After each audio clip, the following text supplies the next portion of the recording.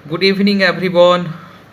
तो जैसा कि आपको पता ही होगा आज हम लोग किस मैटर पे बात करने वाले हैं। और देखो ये मैटर काफ़ी अच्छा है और आपको आज एग्रीकल्चर स्टूडेंट पता होनी चाहिए कि हमारी गवर्नमेंट की कौन कौन सी ऐसी एग्रीकल्चर कंपनी है जो कि एक एग्रीकल्चर स्टूडेंट को काफ़ी अच्छा एम्प्लॉय देती है, काफ़ी अच्छा रोज़गार देती है और अच्छे खासे आपको यहाँ पे पैकेज मिलते हैं, अच्छे खासे यहाँ पे आपको पोस्ट मिलेंगे, है ना। और यहाँ पे अगर आप सैलरी वाइज खुद को देखें तो काफ़ी अच्छा सैलरी मिलता है, अच्छा खासा पोस्ट मिलेगा, है ना। और मतलब कहीं ना कहीं एक अच्छी सी रिपोर्टेबल जॉब जो बोलते हो ना वो आपको यहाँ पे मिलेंगी। तो हम देखेंगे कौन सी ऐसी गवर्नमेंट की कंपनी है। देखो आप सबको पता है कि गवर्नमेंट की कंपनी है तो भैया ऐसे तो आप अप्लाई नहीं कर सकते हैं, इसके लिए कुछ ना कुछ एग्ज़ाम आपको देने पड़ेंगे, ठीक है। और वो एग्ज़ाम आप क्वालिफाई करोगे तो जाके इनमें आपको जॉब मिलेगी, ठीक है। बट बहुत लोग को ऐसा होगा कि सर मेरा कॉलेज ख़त्म हो गया है, मैं पढ़ने में उतना स्ट्रॉन्ग नहीं हूँ, उतना अच्छा नहीं हूँ, बट मुझे अभी फ़िलहाल के लिए कोई भी मतलब प्राइवेट कंपनी मिल जाए तो कोई दिक्कत नहीं है, बट फिलहाल मुझे जॉब की नीड है। तो ऐसे लोग के लिए मैं नेक्स्ट लेक्चर के अंदर एक इम्पोर्टेंट सा टॉप 10 प्राइवेट कंपनी को लेके आऊँगा जहाँ पे आप इसके मतलब इनके लेवल से वो नीचे रहते हैं, ठीक है। ये तो हायर लेवल हो गए अगर कंपनी की बात करें, लेकिन वो प्राइवेट में टॉप में आते हैं। मतलब वो भी वहाँ भी अगर आप चले गए ना तो बहुत ही अच्छी आपको पोस्ट मिलेगी, बहुत अच्छा वहाँ पे सैलरी भी मिलेगा आपको। अभी मैं ऐसे ऐसे लोगों को जानता हूँ जिन्होंने अपनी जो जर्नी थी स्टार्ट की थी 10 से 12 हज़ार रुपये से, और अभी वो मैनेजर बने हुए हैं और उनकी सैलरी देखेंगे तो अभी 80 हज़ार 90 हज़ार इस टाइप की सैलरी है। और अगर प्राइवेट कंपनी में रह के आप एक मतलब बिलो एवरेज बच्चे हो और आपने उस कंपनी में रह के 10 साल 12 साल अच्छे से मेहनत करी तो फर्दर आप वहाँ से प्रमोशन लेते लेते एक ऐसे जगह पहुँच जाओगे जहाँ पे लिटरली एक मतलब गवर्नमेंट जॉब भी उसको कंपेयर कर सकते हो। अलग बात है गवर्नमेंट जॉब अपना अलग होता है, लेकिन मैं फिर बता रहा हूँ कि सैलरी वाइज काफ़ी अच्छे हो जाओगे, ठीक है। तो मैं वो कंपनी के बारे में भी बताने वाला हूँ और मैं ट्राई करूँगा कि स्टेट वाइज जो कंपनी है आपके उनको भी मैं इंट्रोड्यूस कर पाऊँ ताकि आपके लिए वो आसानी हो जाए, ठीक है। लेकिन हम आज बात करेंगे ऐसे गवर्नमेंट एग्रीकल्चर कंपनी के बारे में जो कि जहाँ पे आपको अप्लाई करनी चाहिए गाइस, ठीक है। और यहाँ पे अप्लाई करेंगे और यहाँ पे हो जाए तो ज़िंदगी बल्ले बल्ले है, ठीक है। देखिए तो चलिए सबसे पहला आपके पास आता है NSC, नेशनल सीड कॉरपोरेशन। आप सब जानते होंगे ये क्या है, एक ऐसी कंपनी है जो मोस्टली सीड को लेके काम करती है और इनकी वैकेंसी रेगुलर तो नहीं आती, लेकिन हाँ ये बोलूँगा 1 साल 2 साल से 2 साल 3 साल के इंटरवल में जो है वो इनकी वैकेंसी आती रहती है। कुछ समय पहले भी इनके एग्ज़ाम हुए हैं, है ना। तो यहाँ पे आप अप्लाई कर सकते हो, बहुत ही अच्छी ये कंपनी है और यहाँ पे आपको बहुत ही अच्छा जॉब ऑफर ये प्रोवाइड करता है, ठीक है। तो पहला कौन सा हो गया, नेशनल सीड कॉरपोरेशन।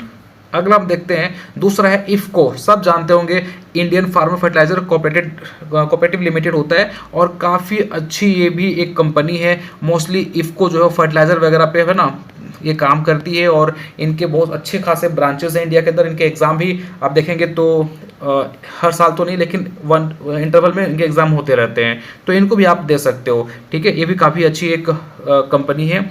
नो अगला आता है आपका FCI। इनके बहुत सारे आप इनका जो है तैयारी भी कर रहे होंगे और आपको पता है कि FCI भी बहुत अच्छी जॉब है ना। लिटरली काफ़ी अच्छी जॉब है, तो इनके लिए भी आप जा सकते हो, है ना। बट इनके लिए आपको देखो बेसिक पिलर अगर मैं बात करूँ ना तो आपका मैथ इंग्लिश क्वांट जो है वो इनके पिलर्स हैं, ये इसमें आपको हासिल करना पड़ेगा, इसमें आपको एक अच्छे लेवल पे जाके तैयारी करना पड़ेगा, ठीक है। तो तभी जाके आपको ग्रैप हो पाएंगे। तो ये थर्ड आपका हो गया FCI। लिटरली यहाँ पे बहुत अच्छे जॉब रोल मिलते हैं आपको, है ना। अगला आपका आता है agriculture insurance company of India. आप सब ने इन दोनों का नाम जो तीनों का नाम सुन रखा होगा। आप NSC के बारे में जानते होंगे, आप इफ़को के बारे में जानते होंगे, आप FCI के बारे में जानते होंगे, फूड कॉर्पोरेशन ऑफ इंडिया, लेकिन आप सब ने इनको बहुत कम सुना होगा, agriculture insurance company of India, ठीक है।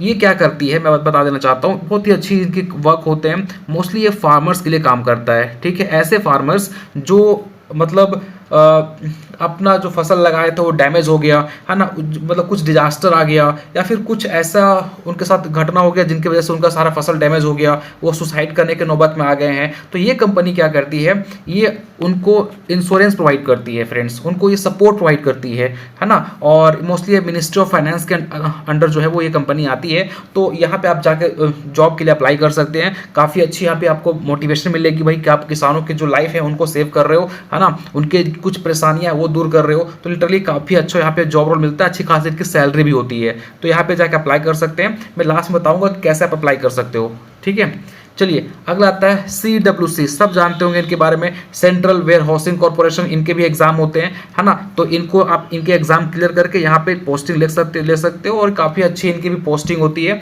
ना, और अच्छी खासी यहाँ भी आपको सैलरी देखने को मिलेगा। अगला आता है आपका 6 नंबर पे CCI, cotton corporation of India, recent में इनका एग्जाम हुआ है, तो यहाँ भी आप जाके अपना सर्विसेज दे सकते हो। अच्छी खासी यहाँ भी आपको देखेंगे तो अच्छी खासी बच्चे सेटिस्फाइड हैं, ऐसा नहीं है कि मतलब यहाँ जाके बहुत अब सैड रहेंगे, नहीं यार कहाँ जॉब में आ गया, ऐसा नहीं है। जब जैसे बाकी प्राइवेट कंपनी जाओगे ना, तो वहाँ पे क्योंकि वो ऐसा कुछ आपका ग्रोथ नहीं हो पाएगा, लेकिन 9 से 5 तक आपको खटाएंगे, कई बार 6 बज जाएगा, तो पूरा का पूरा आपका जो है ना टाइम वेस्ट हो जाता है। टाइम वेस्ट नहीं बोल सकते, लेकिन अच्छा खासा टाइम वो ले लेंगे। लेकिन इन कंपनियों में जाओगे ना, तो आप अगर अपना स्किल डेवलप करना चाहते हो, आप कैरियर वाइज ग्रोथ करना चाहते हो, तो ये सब कंपनियां जो है वो काफ़ी अच्छी होती है, ठीक है। अब देखो अच्छी है तो ऐसे तो मिलेगा नहीं आपको, जो चीज़ अच्छी होती है ऐसे तो नहीं मिलती ना, तो उसके लिए थोड़ा सा स्ट्रगल करना पड़ेगा, आपको कॉम्पीट करना पड़ेगा बाकी लोगों से। तो इनके एग्जाम होते हैं फ्रेंड्स, है ना, हर साल नहीं होते, इंटरवल में इनके जो वैकेंसीज होती है वो आती रहती हैं। चलिए अगला बात करते हैं हम लोग 7th नंबर पे, इनको भी बहुत कम लोगों ने सुना होगा, state farm corporation of India limited, ठीक है। ये क्या करता है, ये सीड वगैरह इनकी प्रोडक्शन होती है, उनको ये एक्सप्लोर करना, उनको डिस्ट्रीब्यूट करना, लैंड वगैरह पे काम करना, जो आपके मशीनरी वगैरह होते हैं उनको ये उनके प्रति अवेयरनेस फैलाना, उनको किसानों तक पहुंचाना, है ना। तो ये सब जो काम होते हैं ना वो इनके होते हैं, state farm corporation of India limited के, ठीक है। तो ये भी काफ़ी अच्छी इनकी जॉब रोल होती है ना, काफ़ी मज़ा आएगा काम करके यहाँ पे आपको। तो ये भी देखेंगे तो एक अच्छा खासा आपके पैकेज के साथ बहाली करवाते हैं आपके, ठीक है। इनके भी आपके एग्ज़ाम होते हैं, जितना बता रहा हूँ ना सबके लिए एग्ज़ाम होते हैं, और ये टॉप 10 है। मतलब ऐसी कंपनी नहीं है कि आप ऐसे भी चले जाओगे, ऐसा नहीं है, ये टॉप कंपनी में है। और टॉप कंपनी में ज्वाइन करने के लिए आपको कहीं ना कहीं एक अच्छा खासा एग्ज़ाम, अच्छे खासे स्ट्रगल करनी पड़ेगी फ्रेंड्स, ठीक है। नो अगला आता है नेशनल फर्टिलाइज़र लिमिटेड, ये भी एक अच्छी कंपनी है, NFL, है ना, जो कि मोस्टली फर्टिलाइज़र पे वर्क करता है। और यहाँ पे जाओगे तो आप भी देखेंगे ना तो अच्छी खासी यहाँ भी इनकी जॉब रोल रहती है। और मोस्टली ये आपको ना मतलब यहाँ पे जाओगे तो मोस्टली फर्टिलाइज़र, अगर आपके इंटरेस्ट फर्टिलाइज़र की तरफ है तो इन कंपनियों को ज्वाइन कर लो, काफ़ी अच्छी है। अगर आप फर्टिलाइज़र में अपने आप को ग्रोथ करना चाहते हो, आप बिजनेस के प्रति भी अगर ग्रो करना चाहते हो, तो अगर इस कंपनी में निकल जाओगे ना, तो आपको एक चीज़ समझ में आएगा कि भाई बिजनेस जो है वो किस तरीके से किया जा सकता है, एक मतलब फर्टिलाइज़र का क्या रोल होता है एक किसान के लिए। तो ये सब चीज़ें आपको यहाँ पे सीखने को मिलेगा। बहुत ही अच्छी एक जॉब रोल रहती है, आपको अवेयरनेस के प्रति, फर्टिलाइजर के प्रति, किसानों से बहुत सारा डेमोन्स्ट्रेशन करेंगे, बहुत तरीके का मतलब एक्सप्लोर करने का एक अच्छा फील्ड है आपका ये, ठीक है। अगला आता है आपका राष्ट्रीय केमिकल एंड फर्टिलाइजर लिमिटेड, यहाँ पे आपको नेम से इंडिकेट हो रहा है, केमिकल और फर्टिलाइजर दोनों पे ये वर्क करती है, अच्छी कंपनी है ना। इनको भी आप अपना टारगेट में रख सकते हो। इनकी वैकेंसी भी जो है वो आती रहती है, लेकिन रेगुलर नहीं आती, इनके साइट पे आपको जाके चेक करना पड़ेगा, ठीक है। 9 अगला आता है किसान कॉल सेंटर, ठीक है। मैं इनके बारे में बताऊं, लेकिन सबसे पहले आप मुझे बताओ किसान कॉल सेंटर का नंबर क्या होता है। एनीवन, किसी को पता है क्या किसान कॉल सेंटर का नंबर क्या होता है? वेरी गुड, इनका नंबर होता है 180018015551, ठीक है। ये किसान कॉल सेंटर का नंबर होता है, कई बार MCQ में पूछा जाता है। और याद रखना ये यहाँ भी बहुत ही अच्छी जॉब है, ये किसान कॉल सेंटर जो है बहुत अच्छी जॉब है। यहाँ पे आपको मोस्टली किसान जो है ना, दिमाग सपोज क्या होता है कि मान लो ऐसे किसान जिनको थोड़ा प्रॉब्लम आ गया कोई चीज़ को लेके, तो वो किसान क्या करते हैं ना, इनको फ़ोन करते हैं, इनके जो एम्प्लॉय होते हैं, और वो एम्प्लॉयज़ होते हैं ना, वो उन किसानों को समस्या से डील करने के निवारण बताते हैं, उनकी जो प्रॉब्लम है उनको एनालिसिस करके उनको ये सोल्यूशन देते हैं। तो ये काफ़ी अच्छा आपको ये जॉब रोल देखने को मिलेगा। लास्ट आपको हमको याद है एक बच्चा था, वो RRB, अभी फिलहाल वो तो जॉब कर रहा है RRB SO के अंदर, ठीक है।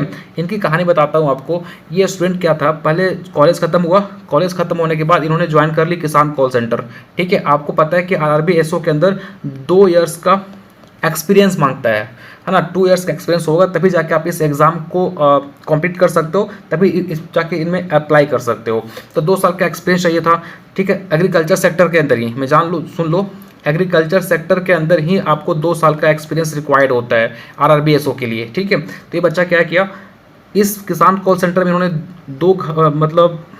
इन्होंने जॉब की 2 साल, ठीक है। साथ में यहाँ पे जब टाइम मिलता था वो पढ़ते रहता था, और ऊपर से फ़ायदा ये मिला कि किसान कॉल सेंटर के अंदर की जो भी मतलब किसान पूछते थे प्रॉब्लम, कहीं ना कहीं इनका जो बैकग्राउंड रहा है एग्रीकल्चर उसी के रिगार्डिंग, तो इनका प्रॉपर एक प्रैक्टिस हो गया है ना, क्योंकि आप एक ऑफिसर बन जाओगे तो और आपका एग्रीकल्चर तो कहीं ना कहीं वो काम आएगा ही आएगा। तो फिर बच्चे ये क्या किया, 2 साल के बाद यहाँ से एक्सपीरियंस लिया और फिर इन्होंने फाइट करी इस एग्ज़ाम को और ये क्वालिफाई कर गया। अभी इनका पोस्टिंग आरआरबी एसओ के अंदर ही अच्छी खासी पोस्ट है, ये अच्छी खासी सैलरी प्रोवाइड करती है। तो इसलिए बता रहा हूँ, अगर आपको एक्सपीरियंस चाहिए, एक अच्छे फील्ड में एक्सपीरियंस चाहिए, देखो एक होता है कि आपने कहीं से भी एक्सपीरियंस ले लिया अलग अलग कहीं कंपनी से जिनकी खुद की कोई रेपुटेशन नहीं है तो उसका उतना वैल्यू नहीं रहता। लेकिन अगर आप ये टॉप 10 कंपनी में से एक्सपीरियंस लेके जाते हो ना कोई भी इंटरव्यू के अंदर, तो आपको जो मतलब जो ट्रीटमेंट मिलेगी, जो आपको मार्क्स मिलेगी, वो बाकी लोगों से अलग मिलेगी, क्योंकि अच्छी खासी कंपनी में से आती हैं ये।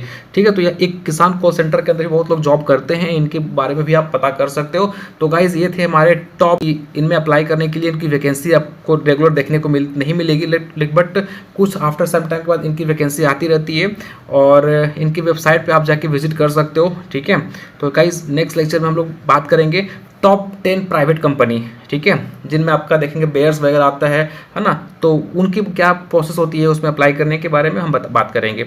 ठीक है, क्योंकि इसमें देखो, इसमें तो अप्लाई करने का सिंपल है, इनकी वैकेंसी आती है, आप फॉर्म भरिए, एग्जाम दीजिए, आप एग्जाम क्वालिफाई कर जाएंगे, इनमें आपको जॉब मिल जाएगा।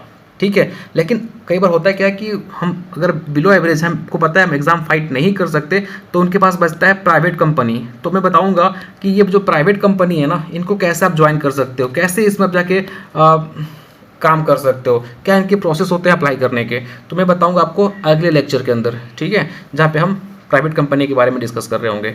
चलिए गाइस, मिलते हैं नेक्स्ट लेक्चर में। Thank you so much.